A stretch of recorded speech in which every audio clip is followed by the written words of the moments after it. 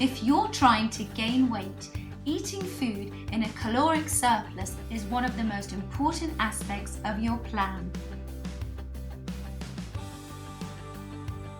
Thinking about this really makes sense because gaining muscle means putting on more mass, and more mass means more energy. From a thermodynamic standpoint, you really can't create new energy out of nothing. As a matter of fact, you can't create energy, mass, at all. You can just convert it. So what does it actually mean to consume food in a caloric surplus?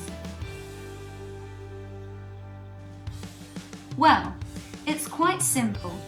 Your body requires a certain number of calories daily to maintain its mass and physiological functions. That number depends on factors like gender, age, height, weight, non-exercise activity, and exercise activity.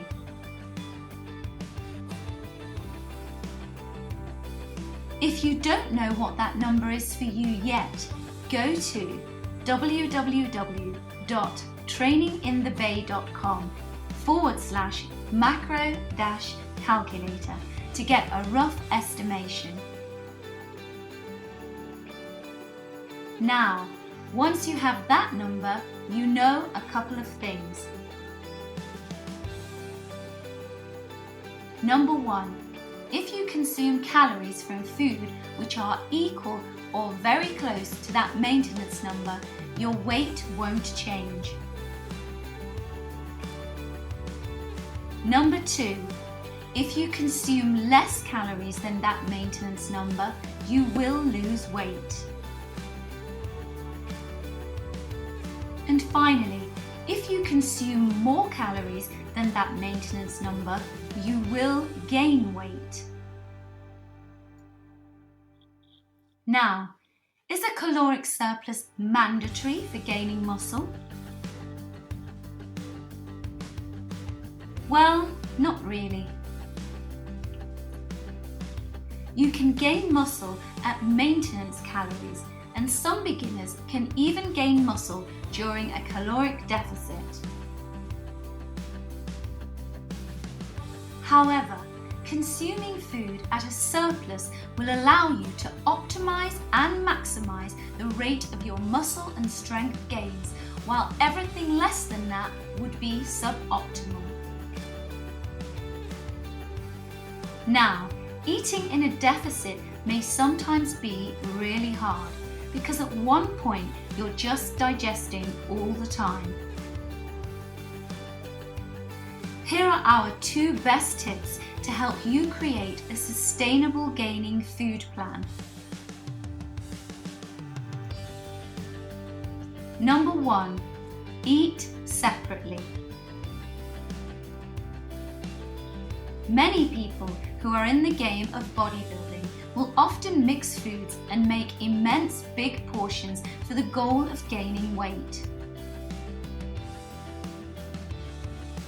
Foods like sandwiches and pasta with meat and veggies are one of the core weapons in the common bulking arsenal.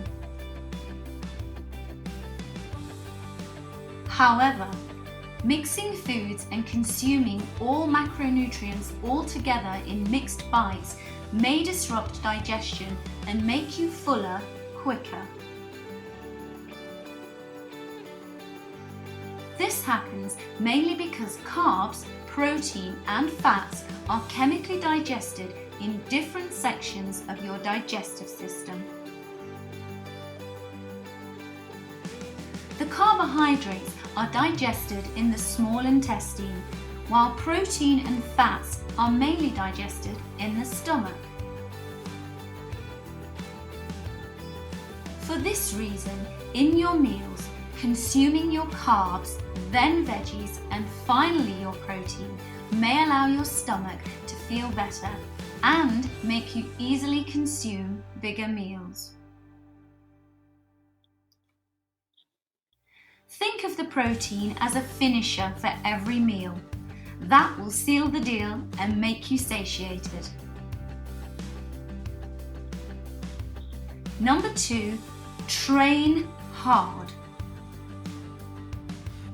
If you want to eat that much and in a surplus, you have to be hungry all the time. Now, the reason why we feel hungry in the first place is that the body needs nutrients to recover certain structures and fuel systems in the body.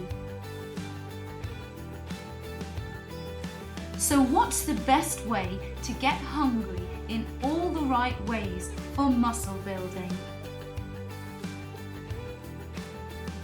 Training hard.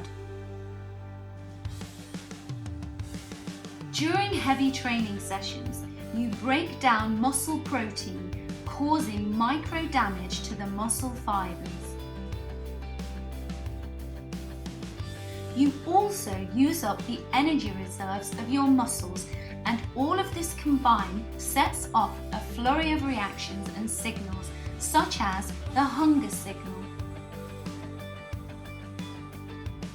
All of these reactions and signals will ultimately lead to the tissues becoming stronger and their energy reserves bigger and more efficient. This is what we call gains. So how do you go about eating all that food needed to build muscle? Let us know in the comment section below.